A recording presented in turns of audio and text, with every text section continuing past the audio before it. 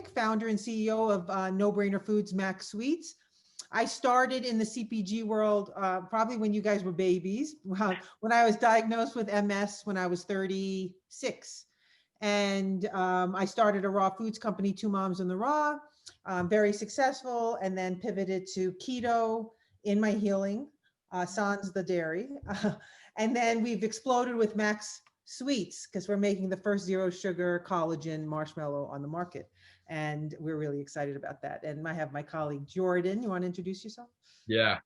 So I'm Jordan. I graduated in May, but first was kind of very similar to Sherry in terms of how I got interested in the category. I was diagnosed with celiac disease my freshman year of college. So through that process of learning what I could and what I couldn't eat, basically allowed me to become obsessed with the early stage food and beverage better for you category. So found Sherry, have always had a sweet tooth, found her after she won best product at NOSH in 2019. And this summer I hit her up and asked her if I could kind of come on board to help them flush out their e-com channel a little bit more, and have been going at the day-to-day stuff for a couple months now. So pretty exciting. And so please introduce yourself. And if you can talk about, I listened to your podcast on just quickly how you entered the CPG channel. I know you have a lot of experience in a lot of other brands that sort of prepped you for this. And then we'll talk about some learnings so that people can, yeah, go ahead. Totally. Yeah. Thank you guys so much for having me. I'm Mayssa. I'm the founder of Behave. We are a better for you candy brand.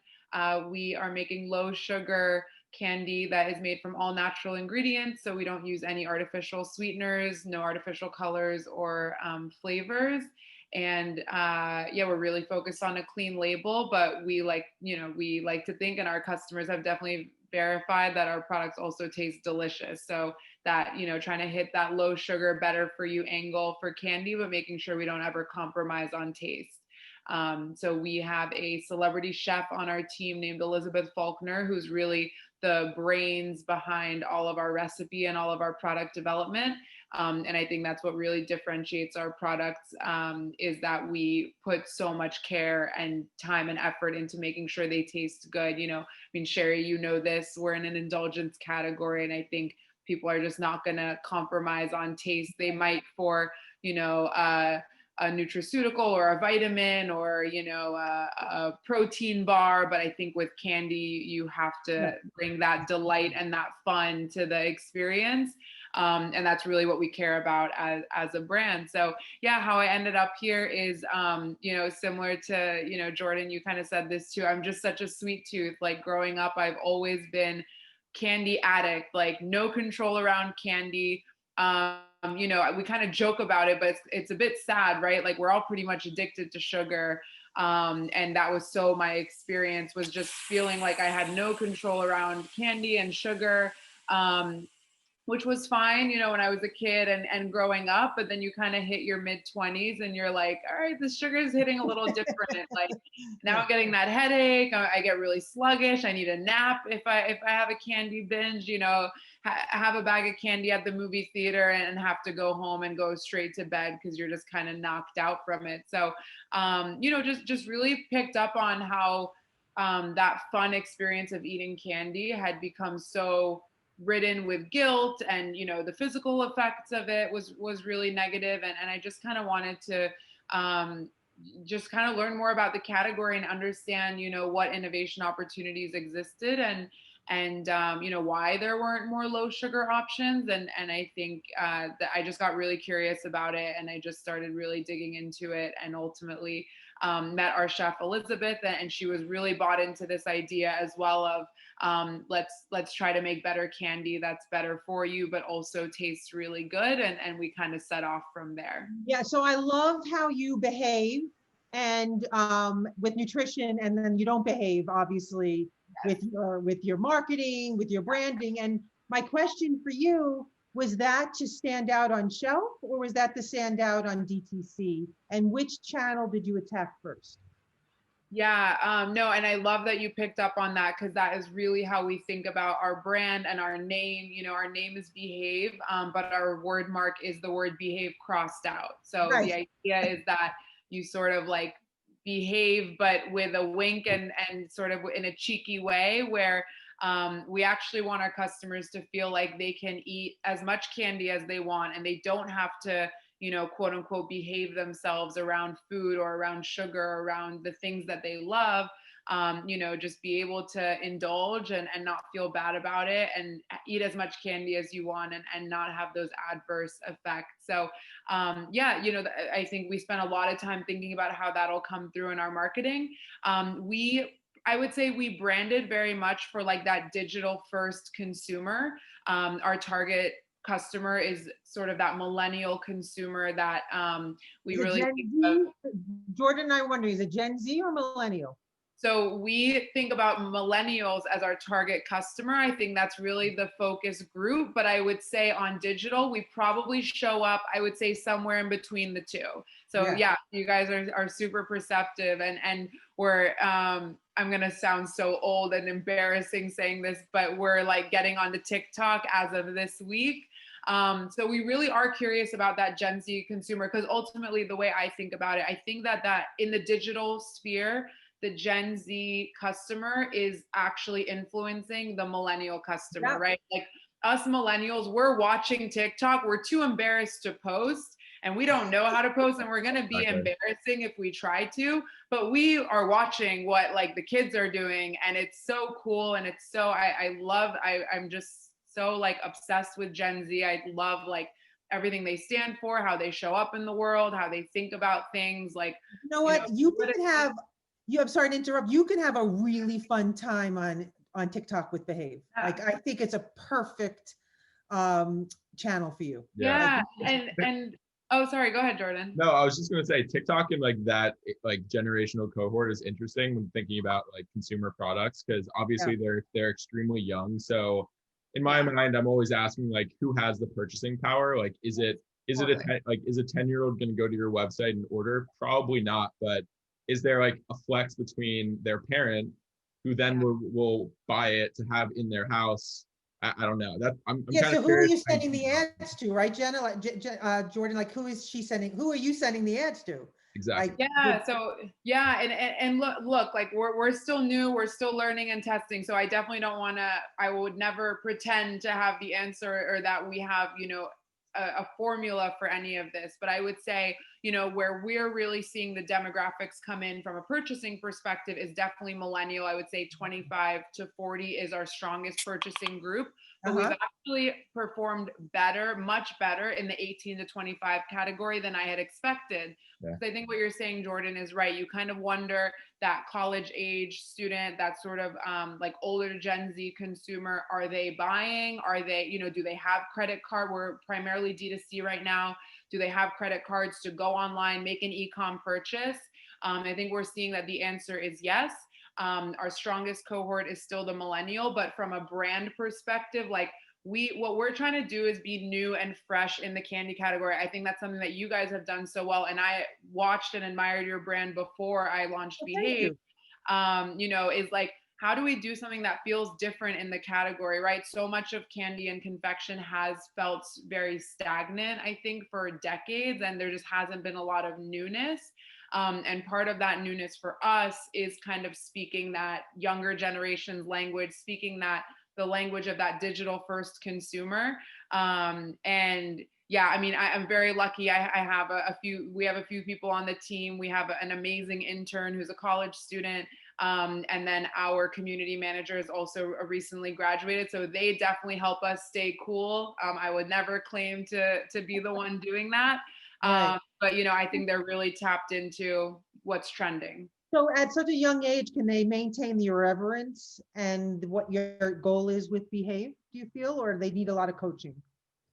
No, I think that they, you know, what a big part of sort of the culture of our brand is towing that line, right, between the attitude and the spunk, and again, like appealing from a messaging perspective to that younger demographic, but still really filling that premium slot on the shelf and in the category. So finding that in between, right? And I think that, you know, when I think about recruiting and when I think about bringing people onto the team and when I think about our audience and how we capture the audience, we've just brought people onto the team who I think really understand that in between and that space that we want to live in, which can kind of do both, right? There's probably a meme somewhere that's like, you know, be the person who can like go to the Met Gala, but then like have a cheeseburger after. That's kind of what we're trying to be. Yeah. Exactly. Now, what kind of distribution do you have in brick and mortar, if you don't mind us asking? Yeah, no, of course. So we launched direct to consumer. I think our initial strategy probably had been to have some retail presence, particularly in our home market here in New York. I probably would have gone out and pitched some stores and some retailers. And then COVID hit, and our launch was, you know, we were supposed to launch in the spring. We ended up launching in the summer, and the retail landscape was just totally flipped on its head. So we decided not to really invest in retail at launch. So we focused really heavily on direct to consumer. We're in a couple stores around New York. So we were in like the pop-up grocer, which has been like an awesome partner for us. They do these pop-up grocery stores around the country with all the kind of emerging better for you brands. And we've seen just like amazing traction in that platform and in a couple of other stores just here around New York is primarily where we're distributed, like small boutiques. Yeah. And frankly, what we've run into is that we launched and then our demand outpaced sort of all of our projections and we sold out. So That's great. you know, Congratulations. thank you. Yeah, I mean it's kind of good problems to have. So we're working as fast as we can to get back in stock. But you know what we saw is that we were able to really move a lot of volume on our D2C channel, and I think it's a channel that we can just continue to grow. So we are going to continue to focus on that channel. You know, if things had gone differently, maybe if we realized, you know, people don't really want to buy candy online, we might have shifted towards retail sooner. But that's not what we're seeing. What we're seeing is people actually are buying more and higher quantities than we ever had anticipated. And so we're going to keep kind of, Now, you know, that's a blessing in disguise for you because DTC really is the right approach right now. So yeah, for us, I mean, we're a lightweight product, right? Not to get too technical, but being lightweight, easy to ship. I think that D2C can be such a big opportunity. But you know, we're also excited. We have some exciting retail partnerships in the works too. But I think the way we're thinking about retail for next year is any retailer that we show up in, we want it to be brand building and we want it to be getting us in front of our target consumer. We're trying to go really narrow with really key partners versus kind of trying to cast a super wide net. We ultimately want to, you know, be everywhere. I like almost I'm a little hesitant to say that, but we do, right? We're a confectionery brand. We can show up in a lot of different places and a lot of different channels. But we need to be focused in the near term while we build towards that. that's so great. And now, does the climate ever affect your product? I'm just curious, heat or anything like that? Or you guys, do you ever have to, because we had to take some extra. Yeah, no, us too. Yeah, you know, gummies melt. That is a reality, and it's something that I would say we launched end of summer. So we probably had about 1 or 2 weeks where we were dealing with that a little bit. I think there was a heat wave that hit at one point, and we delayed some orders by about a week so that we avoided that heat wave.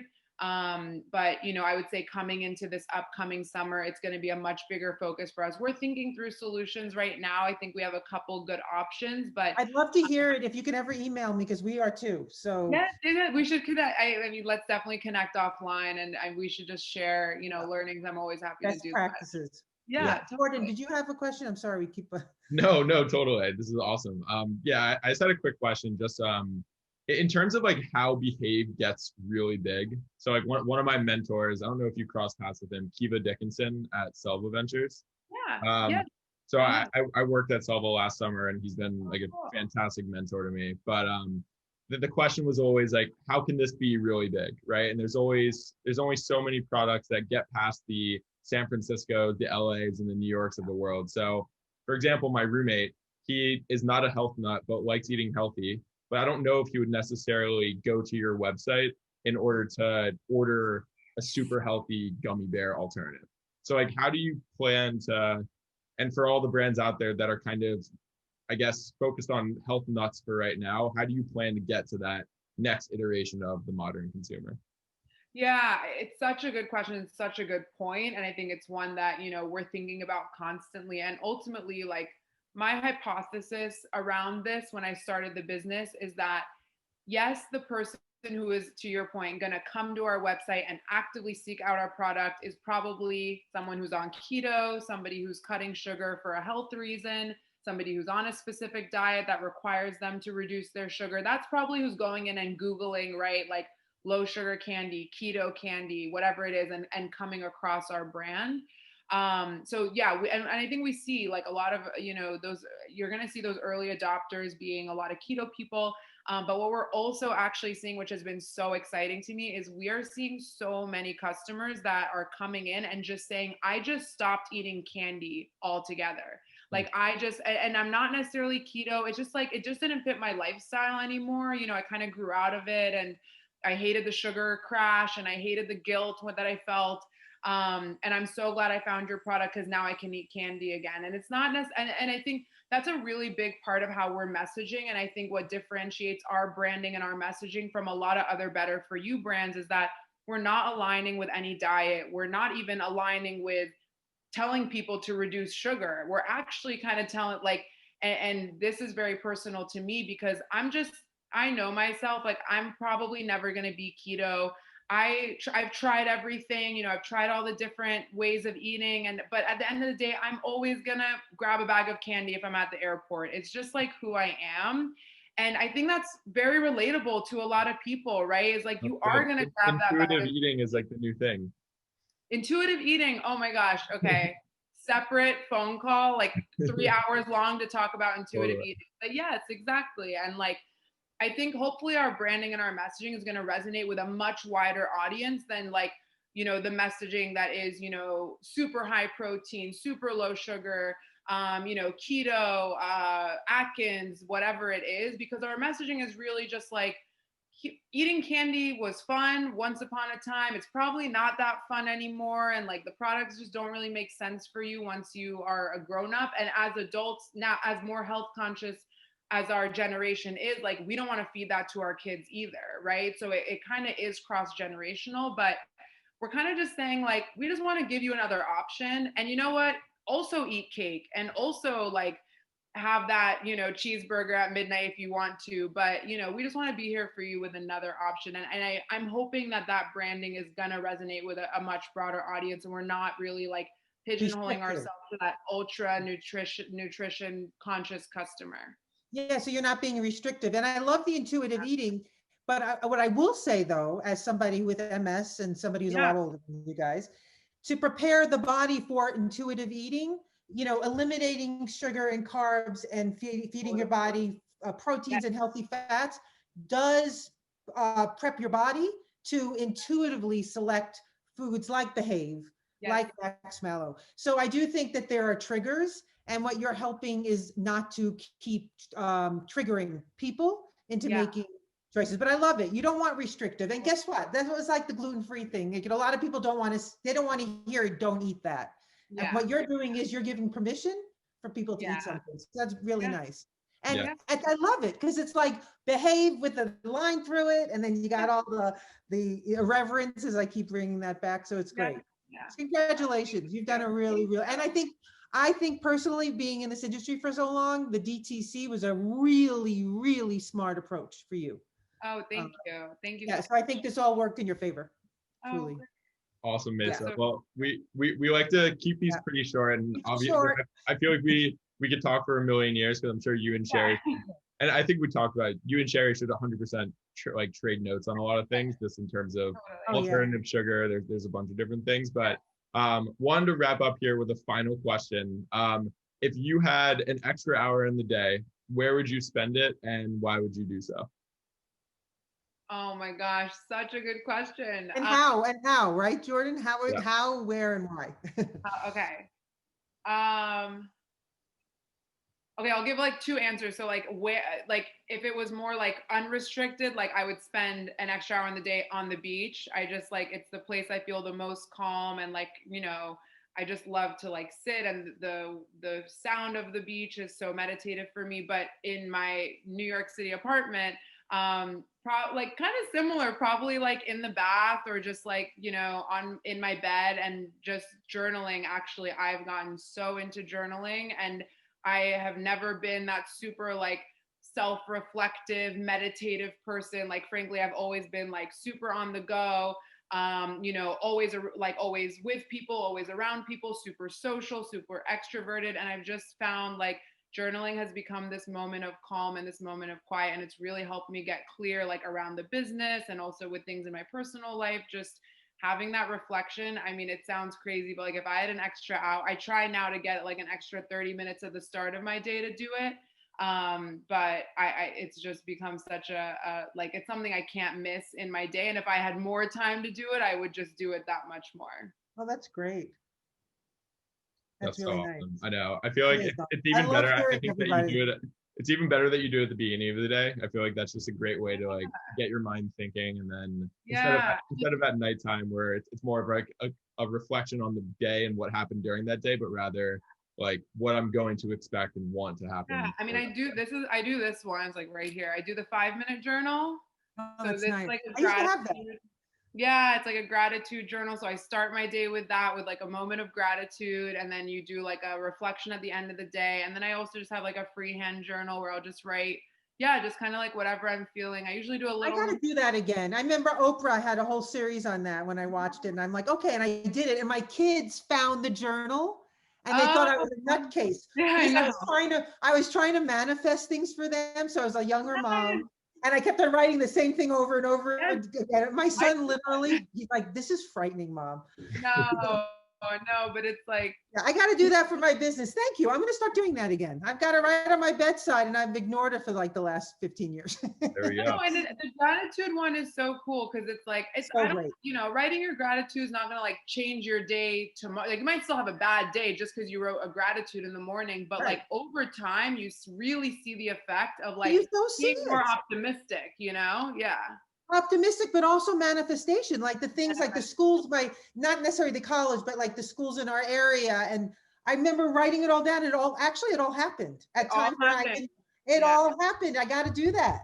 Yeah. Okay. I'm on it. Thank you. You know what? This was wonderful. To do it. Oh, I As love always, it. Mayssa, it was awesome to meet you, and best of luck with everything. But again, I'm sure this is going to be the first of many conversations Totally. that happen. So, Oh, we have to keep in touch. It's lovely 100%. meeting you. Yeah. Let's get another one set up. Just Yeah, off. this for fun. sounds good. Sounds good. All right. Thanks. Bye, Bye, Mayssa. guys.